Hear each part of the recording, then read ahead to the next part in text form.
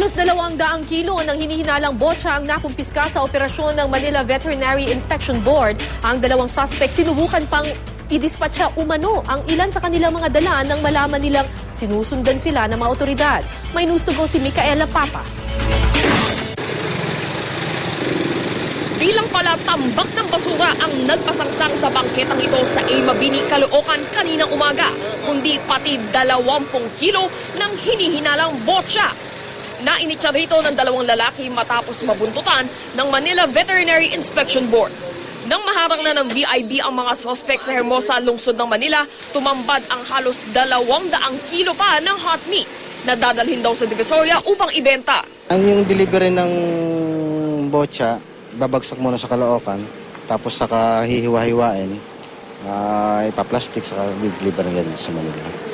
Di raw maikakailang double dead na kami ng baboy ang kanilang nasaba. Bukod kasi sa maputla, malapot ang katas at may bakas ng blood clots, wala itong meat inspection certificate.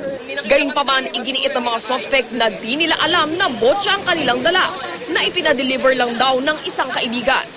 Isa sa mga suspect ay minor de edad na sadya naming hindi ipapakita ang muka. The-next niya lang ako eh. The-next niya lang ako. Pumunta na lang ako. Ano sabi niya sa'yo? Samahan ko daw siya. Samahan? Bakit? Ano daw gagawin ninyo? Yan, na-deliver na. Magde-deliver ng? Yan, baboy. Bukod sa paglabag sa Manila City Ordinance 4739, posibleng sampahan ng suspect ng reklamong paglabag sa RA 9296 o Meat Inspection Code of the Philippines na may katumbas na 10,000 hanggang 50,000 pisong multa at pagkakakulong ng di higit sa 2 taon. Micaela Papa, GMA News. Tumaas ang presyo ng mga lamang dagat sa Mega Q-Mart dahil daw sa walang tigil na pag-ulan. Ang presyo naman ng panindang manok at baboy hindi tumaas kahit nagdagdag ng 5 piso kada kilo ang supplier sa kanilang benta. Ang baka at gulay naman, ganun pa rin ang presyo. May news to go si Victoria Tulad. Problemado na naman si Leo. Ang 10,000 pisong budget niya kasi para sa pagkain itinitinda sa kanilang kantin, tila hindi raw kakasya matapos magtaas ang presyo ng ilang pangunahing bilihin sa walang humpay na pag-ulan. Sa Mega Q-Mart nga sa Quezon City, nagmahal ng 20 pesos ang mga lamang dagat. Ang bangus, nagkakahalaga ng 120 pesos habang ang bisugo ay 160 pesos kada kilo. 160 pesos hanggang 300 pesos kada kilo naman ang hipon, habang ang dilis sa tilapia ay 90 pesos kada kilo. Nataas ang bahagya. Kasi nga galing sa bagyo, yung mga tao hindi makapunta sa dagat, hindi makagawa ng malakas ang hangin. Imbis na dalawang klase ng isda, isa na lang. Dati, pagka namamalengke ko, tatlong klaseng isda. Ngayon, isa na lang nabili ko.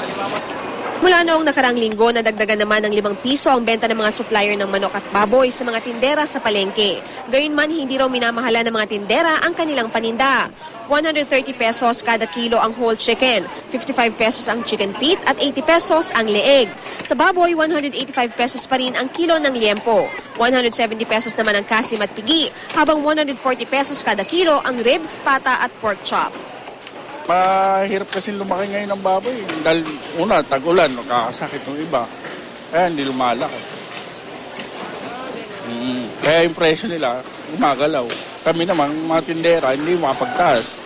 Kasi pag tinasa namin, mamimili namin, aayaw.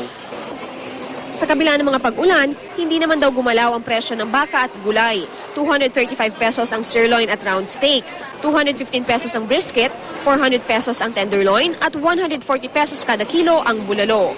Ayon sa mga tindera, maaaring magbago pa ang presyo ng kanilang mga paninda sa mga susunod na araw, lalo na tag-ulan na. Bagaman nahihirapan, wala naman daw magagawa ang ilang mamimili kundi maging malikhain. Halimbawa, mas mahal ang isda, so kuha ka lang na sa karne nga medyo mas mababa din. Ganun lang yun, kailangan marunong ka rin mag-idea ba kung... Victoria Tulad, GMA News.